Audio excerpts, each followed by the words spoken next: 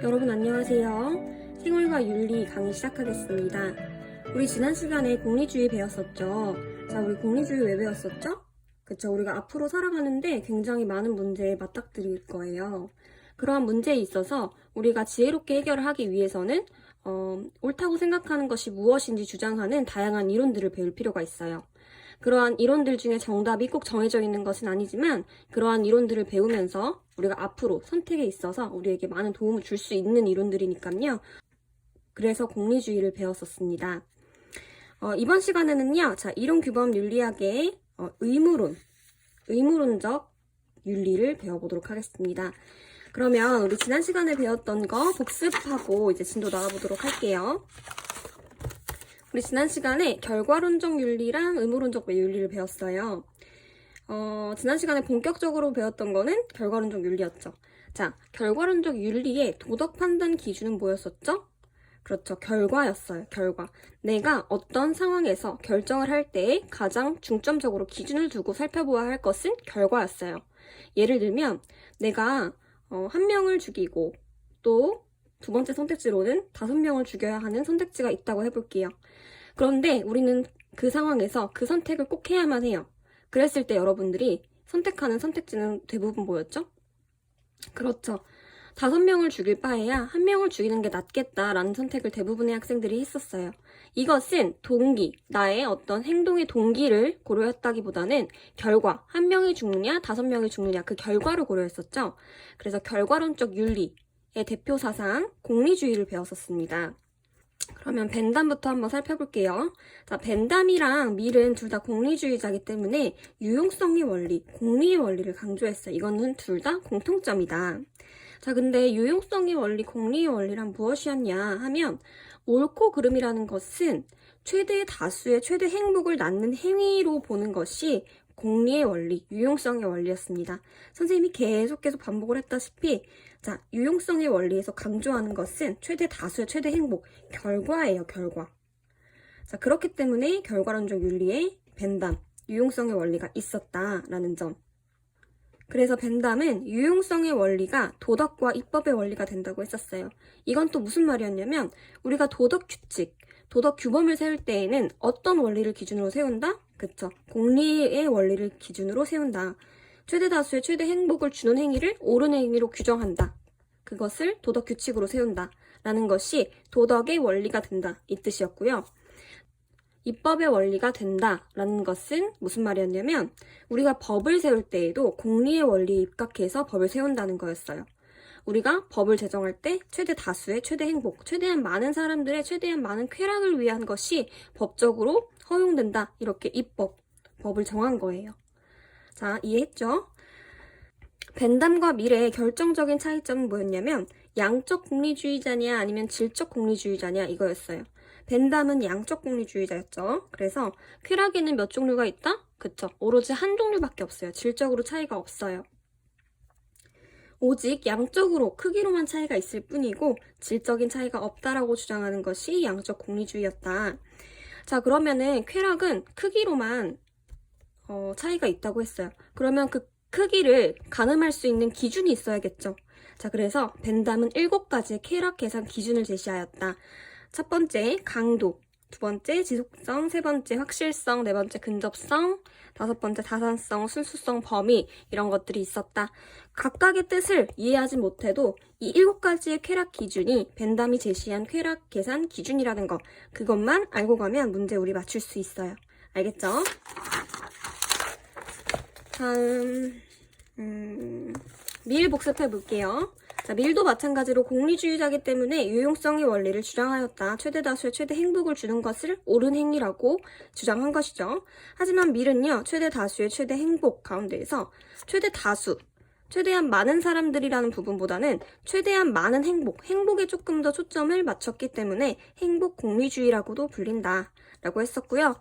밀은 질적 공리주의자였어요. 질적 공리주의자가 뭐였냐면 쾌락에는 질적으로 차이가 있다는 거예요. 우리가 공부를 하면서 얻는 지성적인 기쁨이랑 우리가 단순히 먹으면서 얻는 그런 쾌락은 질적으로 차이가 있다. 자, 그러면 이런 질적으로 높은 쾌락과 낮은 쾌락을 구별할 수 있기 위해서는 우리가 누구한테 물어봐야 될까? 라고 했을 때 밀은 뭐라고 얘기를 했냐면 쾌락 전문가에게 물어봐라 라고 했어요. 쾌락 전문가가 뭐 하는 사람들인데요? 자, 쾌락 전문가는요, 질적으로 높은 쾌락과 낮은 쾌락을 둘 다 겪어본 사람이에요. 자, 그렇기 때문에 쾌락 전문가는 어쨌든 질적으로 높은 쾌락을 경험해 보았으면 결코 질적으로 낮은 쾌락을 선택하지 않을 것이다 라고 생각했던 게 밀의 의견. 그런데 왜 사람들은 질적으로 높은 쾌락을 선택하게 될까? 자, 그것은 인간의 본성이기 때문이라고 했어요. 알겠죠? 자, 넘어가 볼게요. 여러분들이 또 기억을 해둬야 될 게 뭐였냐면 최대 다수의 최대 행복은 사회적 쾌락이었어요? 아니면 개인적 쾌락이었어요? 그렇죠. 사회적 행복을 추구하는 거였어요. 사회적 쾌락을 추구하는 거였어요. 인간은 감정을 가졌어요. 그렇기 때문에 나의 이익을 남의 이익보다 조금 더 추구할 수밖에 없는 동물적인 존재일 수밖에 없어요. 그러면 공리주의자가 얘기하는 이 사회적 쾌락, 최대 다수의 최대 행복을 추구할 수 있게 해주는 제재 같은 것이 없을까?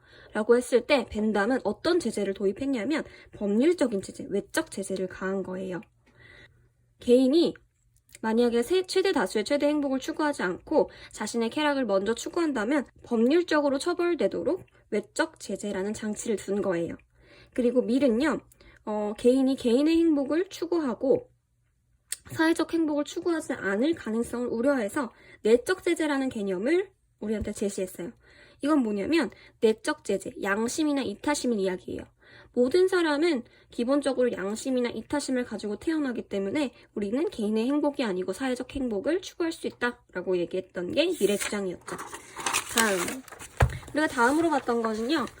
벤담과 밀의 공리주의의 흐름을 이어받은 현대의 공리주의, 행위공리주의와 규칙공리주의를 봤어요. 자, 행위공리주의는 뭐였냐면요. 공리의 원리를 개별 행위마다 직접 적용해서 더 높은 공리를 산출하는 행위를 옳은 것으로 수용하는 거였어요. 굉장히 피곤하겠죠? 우리가 맞닥뜨리는 상황마다 이런 공리의 원리를 계속 개선을 해야 된대요. 그래서 비판점이 첫 번째로는 뭐가 있었냐면 도덕적 결정마다 계산하는 것은 비효율적이다 라는 비판이 있었고, 두 번째, 비도덕적 행위를 정당화할 수 있다. 왜냐하면 어떤 것이 도덕적인 행위라는 것을 정해놓지 않고 그저 그 상황에서 공리의 원리가 가장 높은 것을 선택하는 행위를 선택하다 보니까 우리는 비도덕적 행위를 선택할 수도 있게 되는 거예요. 예를 들면 5명의 불치병에 걸린 사람이 있어요. 자, 그런데 이 불치병을 걸린 사람을 살리기 위해서는 한 명의 건강한 사람의 장기가 필요해요. 그랬을 때 공리주의자는 이 5명을 살리기 위해서 이 한 명을 희생해도 된다는 입장이에요. 여러분들 이거 봤을 때 굉장히 비도덕적이라고 생각할 수가 있겠죠. 네, 선생님 강아지가 굉장히 밖으로 나가려고 짖고 있네요. 자, 세 번째 비판점은요. 행위공리주의는 우리가 어떤 규칙, 관행을 정해놓고 생활하는 것이 아니기 때문에 우리가 규칙과 관행을 세워놓고 생활을 할 때 이점을 우리가 취할 수 없다. 그렇기 때문에 우리는 세 번째, 행위가 일반적 관행이 되었을 때 기대 효과를 우리는 기대할 수 없다라는 비판이 있었습니다.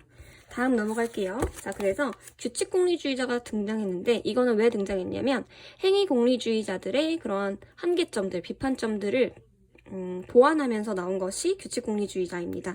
자, 규칙공리주의는 뭐냐면 우리가 최대 다수의 최대 행복을 주는 행위를 규칙으로 정해놓고 그것에 따라 우리가 행동하는 것을 이야기해요. 규칙 준수 여부에 따라서 옳고 그름을 판단한다. 이게 규칙공리주의였어요. 자, 비판점 당연히 있겠죠. 자, 규칙공리주의자의 비판점은 그 규칙이 항상 적용될 수는 없다라는 거였어요. 특수한 상황에서는 규칙이 적용되지 않을 수 있다라는 점을 간과했다라는 점이 규칙공리주의의 비판점이었습니다. 자, 그럼 이번 시간에는요, 칸트, 의무주의 한번 배워보도록 할게요.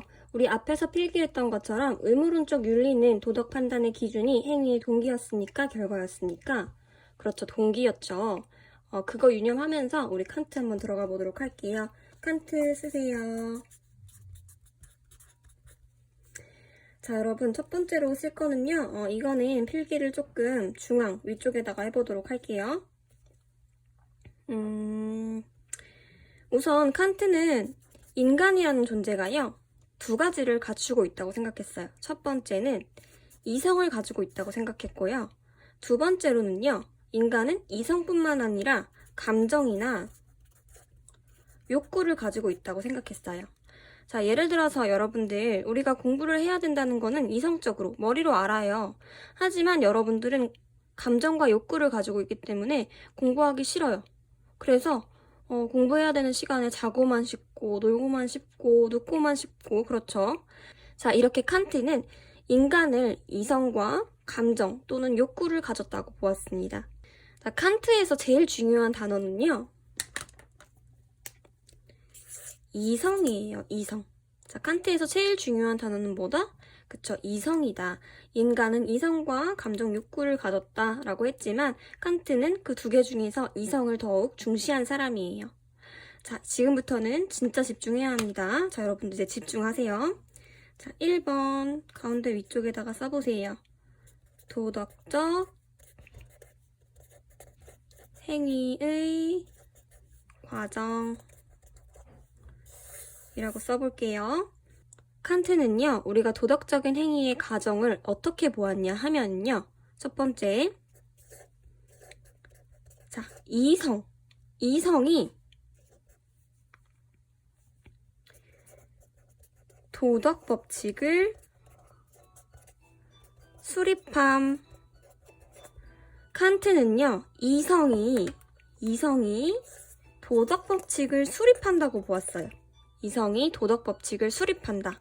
자, 우리 도덕 법칙이라는 거는 앞에서 계속 공부해 왔듯이 우리가 어떻게 삶을 살아갈 것인가에 대한 도덕 규칙을 도덕 법칙이라고도 말한다고 했죠. 그래서 우리의 이성이 도덕 법칙을 수립합니다. 누군가한테 가르침을 받거나 전수받지 않고 우리 스스로 인간 모두 개별자들은 모두 스스로 도덕 법칙을 수립할 수 있습니다. 이성이 있기 때문이죠. 자, 그런데 여러분, 선생님이 이야기했듯이 우리는 이성뿐만 아니라 감정과 욕구도 가지고 있어요. 그래서 이성이 우리한테 알려주는 도덕 법칙을 단순히 이성적으로 따를 수만은 없어요. 예를 들어서 우리가 거짓말하지 말아야 된다라는 도덕 법칙이 있다고 해볼게요. 이성이 우리한테 거짓말하지 말아야 된다라는 도덕 법칙을 알려주면 우리가 이성대로 그냥 그저 그것을 자연스럽게 실천하는 것이 아니라 감정과 욕구가 자꾸만 그걸 방해해요.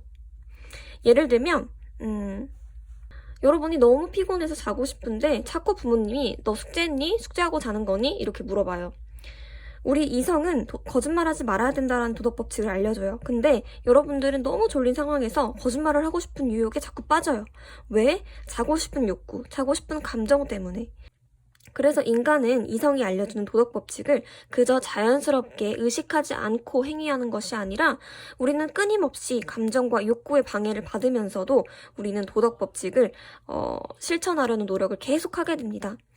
그래서 이러한 도덕 법칙이요, 우리한테는요, 뭘로 다가오냐면, 자, 이러한 도덕 법칙이 우리에게는 뭘로 다가오냐면, 의무로 다가와요, 의무. 자, 도덕 법칙이 의무로 다가온다. 이건 무슨 말이냐 하면, 의무라는 것은 단어를 들었을 때 여러분 느낌이 어떤가요? 약간 강제적인 느낌이 들지 않나요? 의무라는 것은 여러분들이 자연스럽게 행위하지 않기 때문에 우리는 그걸 의무로 따라야 해 이런 말 쓰지 않나요? 맞아요. 그렇기 때문에 의무라는 말은 약간 강제성이 섞인 말이에요.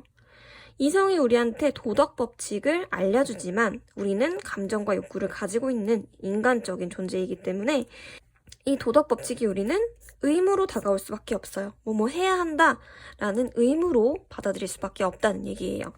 우리 인간은 불완전하기 때문에 감정과 욕구를 가진 불완전한 인간이기 때문에 이성이 알려준 도덕 법칙을 의무로 받아들이고 아 이거 해야 한다 이겨내야 한다 이런 의무감을 가지고 우리는 도덕적인 행동을 하게 되는 것이죠. 도덕적 행동. 이때 선의지는요, 이러한 의무, 도덕 법칙을 행할 수 있는 어떤 원동력이 되는 거예요. 우리가 선한 의지를 가지지 않는다면 이성이 알려주는 도덕 법칙을 실천으로 옮기기 힘들 거예요.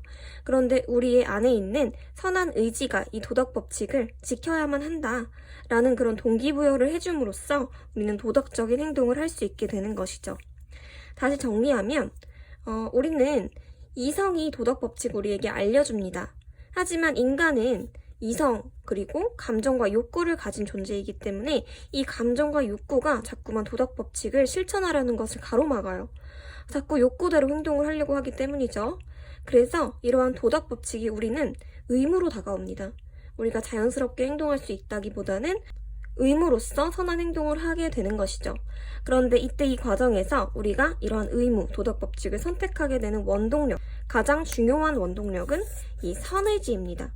우리는 선한 의지가 있기 때문에 이 의무를 옳다는 이유에서 택하려 하는 것이죠. 자, 우리 이렇게 도덕적 행위의 과정을 3단계로 정리를 해봤어요. 지금부터는 뭘 할 거냐면요. 이 도덕 법칙에 관해서 좀 더 자세히 알아보고, 그리고 이 의무가 뭔지도 자세히 알아볼 거고요. 3번째로 선의지가 뭔지도 자세히 알아볼 겁니다. 그래서 첫 번째 우리 도덕 법칙부터 뭔지 자세하게 한번 써보도록 할게요. 지금 선생님이 사실상 얘기한 거 전부예요. 자, 여러분, 도덕 법칙 누가 수립한다고 했죠? 그쵸? 개개인의 이성들이 우리의 도덕 법칙을 수립합니다. 그런데 이러한 도덕 법칙은 어떤 형태를 띠고 있냐 하면 이 도덕 법칙은 첫 번째, 정원 명령의 형태를 가짐.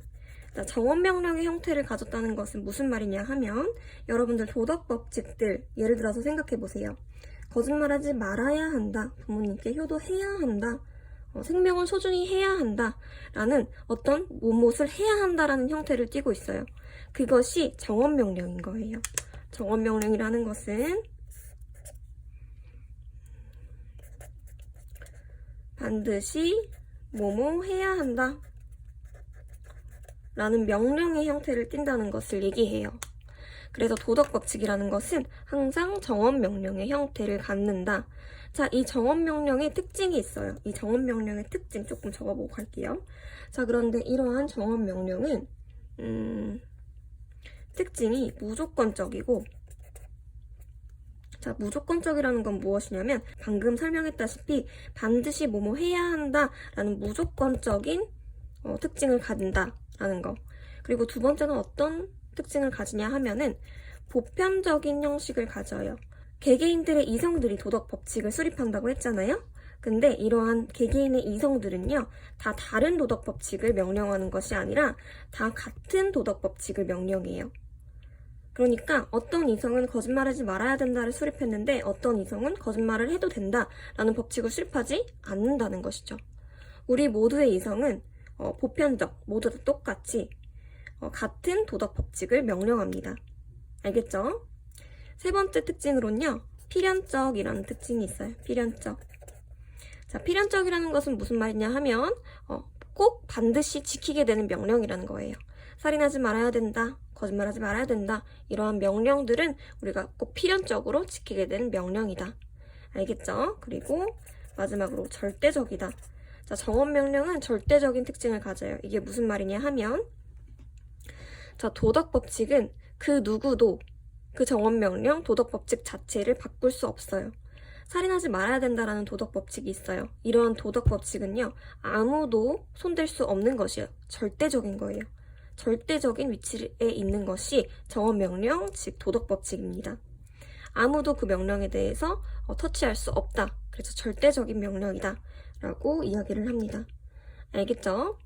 자, 정원 명령의 반대의 명령이 있어요. 정원 명령의 반대. 이거는 가업 명령이라는 건데, 정원 명령이 반드시 뭐뭐 해라 라는 형태를 띄었다면 가업 명령은 그거의 반대래요. 그러면은 가업 명령은 무엇일까? 자, 가업 명령은요, 뭐뭐 하려면 뭐뭐 해라 라는 형태를 띠고 있는 게 가업 명령이에요.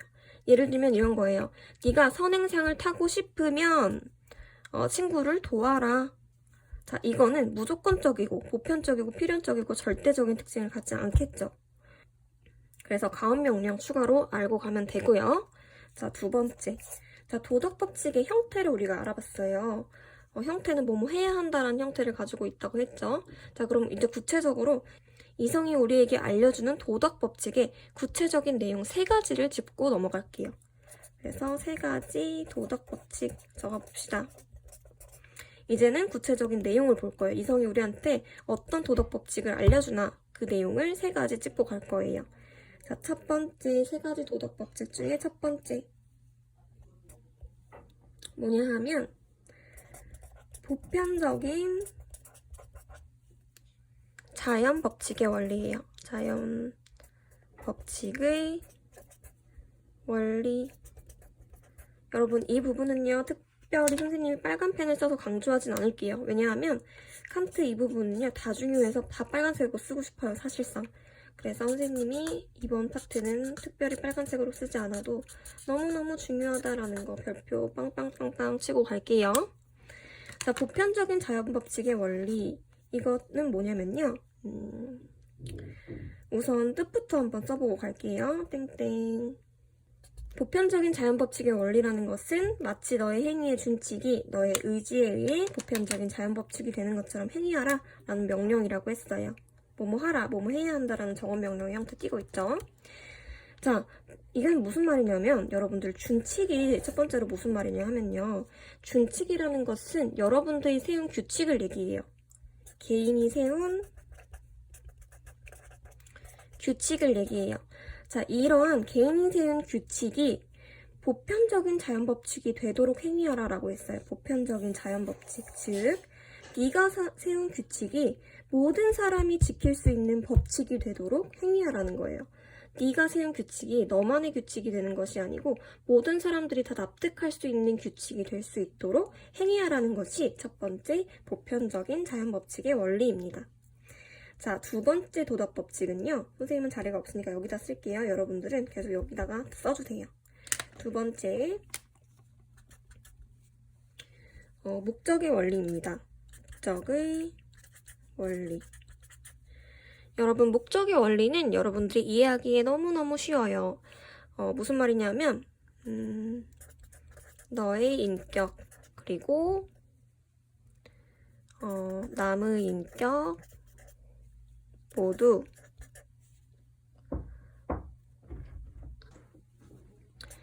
수단으로만 대우하지 말고 목적으로 대우하라 라는 법칙이에요. 자, 이거는 무슨 말이냐면 이해됐죠? 나의 인격 그리고 남의 인격 모두 목적으로 대우하라는 거예요. 예를 들어서 이런 거예요. 내가 어떤 A라는 학생을 되게 예뻐했어요. 근데 그 자체로 예뻐한 게 아니라 그 학생을 예뻐하면 내가 그 학생으로부터 뭔가 얻을 것을 생각하고 그 학생을 일방적으로 예뻐했어요. 그것은 그 학생을 목적으로 대한 건가요? 수단으로 대한 건가요? 그쵸, 수단으로 대한 거죠. 다른 어떤 목적을 성취하기 위해서 그 학생을 예뻐하는 거니까. 우리의 인격이나 또 남의 인격을 모두 목적으로 대우하라 라고 이야기를 했습니다. 그리고 세 번째 원리는요. 자율성의 원리예요. 자율성의 원리. 자율성의 원리는 뭐냐면 일단 또 쓸게요. 항상 우리 안의 의지를 동시에 그 자체 보편 법칙을 형성할 수 있도록 형성하는 것으로 간주할 수 있는 그러한 의지의 준칙에 따라 행위하라.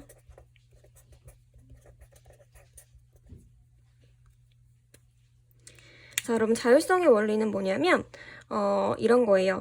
인간은 아까 말했듯이 이성과 감정, 욕구를 두 가지를 동시에 갖고 있다고 했죠. 자, 그렇기 때문에 우리가 행동 하나하나 하는 것은 모두 도덕법칙에 부합하진 않을 수 있어요. 왜? 자꾸 감정과 욕구가 이성이 알려주는 도덕법칙에 따라서 행위하지 못하도록 자꾸 방해를 하기 때문이에요. 자율성의 원리는요. 이 감정과 욕구가 시키는 대로 말고 이성이 우리가 시키는 대로. 그리고 그러한 시키는 행동들을 우리가 의식하지 않고 자연스럽게 우리가 행동으로 나타냈는데 그것이 보편적인 자연 법칙과 일치하도록 행위하라는 거예요. 쉽게 얘기해서 우리가 행동하는 족족, 우리가 의식하지 않아도, 의무로 받아들여서 의식하지 않아도 그게 도덕적 행동이 될 수 있도록 행위하라는 거예요. 무슨 말인지 알겠죠?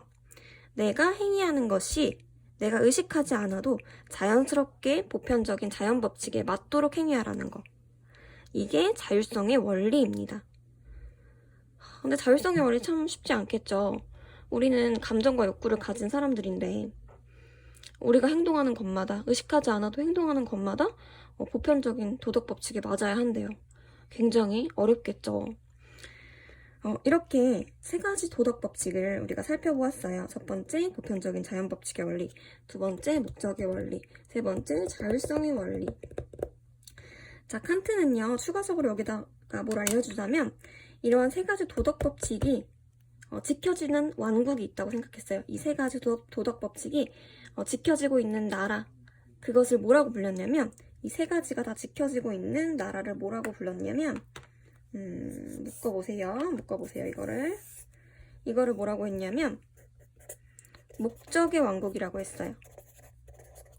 목적의 왕국에서는 이런 세 가지 도덕 법칙이 지켜지고 있다라고 생각을 했습니다. 우리 다음에는 뭘 볼 거냐면, 여러분들은 칸 많죠? 쌤은 사인펜으로 써서 지금 공간이 없어서 뒷장으로 넘겨야 될 것 같은데, 여러분은 마인드맵처럼 이렇게 쭉 빼서 계속 필기하도록 하세요. 자, 지금 이제 할 건 뭐냐면요, 의무에 관한 거예요. 의무. 자, 여러분들은 의무 쭉 빼서 화살표로 특징 또 여러 개 적어보도록 할게요. 의무, 쌤은 뒷장에다가 적어보도록 하겠습니다. 여러분, 의무라는 건 아까 뭐라고 했었죠? 그쵸? 아까 의무라는 것은 우리가 이성이 알려준 도덕 법칙을 우리는 완전한 인간이 아니기 때문에, 즉 감정과 욕구를 가진 인간이기 때문에 그러한 도덕 법칙을 정말 신처럼 자연스럽게 그냥 행동하는 것마다 도덕 법칙에 맞도록 행동할 수가 없어요. 우리는 사람이기 때문에 언제나 그 도덕 법칙이 약간 부담스러운 의무로 다가와요. 여러분들, 이건 학생의 의무야 라고 했을 때 그 의무라는 단어가 굉장히 무겁게 들린 적이 많을 거예요.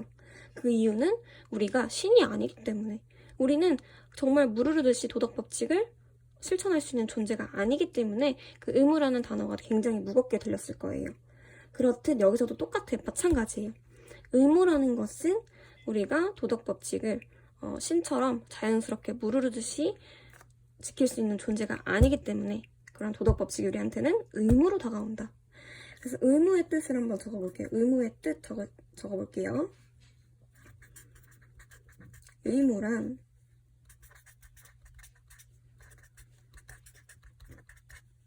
법칙에 대한 존경으로 말미암아 행위하지 않을 수 없는 필연성을 얘기합니다. 요거 그대로 그냥 외웠으면 좋겠어요. 의무란 법칙에 대한 존경으로 행위하지 않을 수 없는 필연성이다.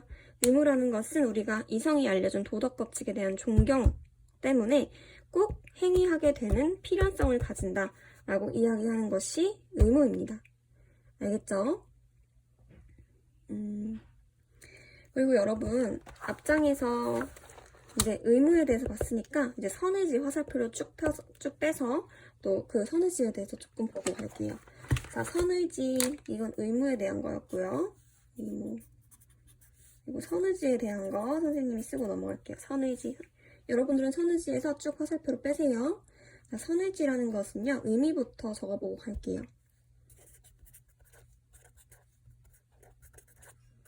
옳은 행동을 오로지 그것이 옳다는 이유에서